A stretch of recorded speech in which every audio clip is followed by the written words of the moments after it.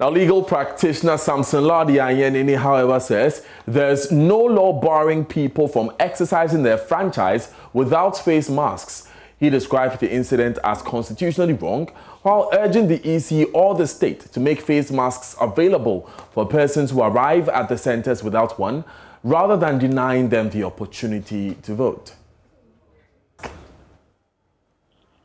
Okay, so let's start from this point. The first point to start with is not our views or our opinions about who can vote and what can happen to them if they try to vote. But it is what the Constitution, the supreme law of this country, that guides all of us, and which all of us, including the Electoral Commission, are bound. The constitutional provision in Article 42 is that once you are a Ghanaian, you are 18 years of age or above, and you are of sound mind, you have the right to vote, and you are entitled to be registered as a voter for the purposes of voting.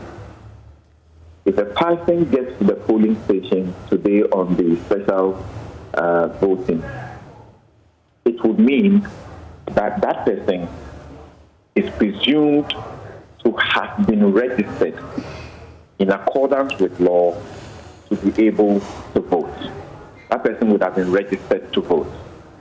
Now, having been registered to vote, it simply means that that person's name has been entered in the register of voters.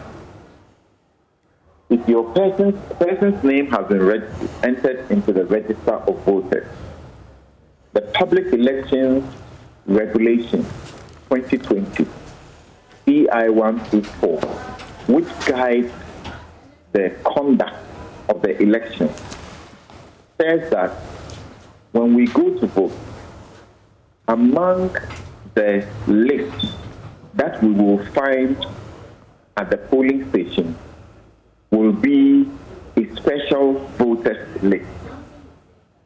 A special voters list. So once your name is on the special voters list for today, you are entitled to exercise your right to vote. And that entitlement cannot be taken away from you, except there is a law which has been so made and which is not deemed to be inconsistent with the Constitution.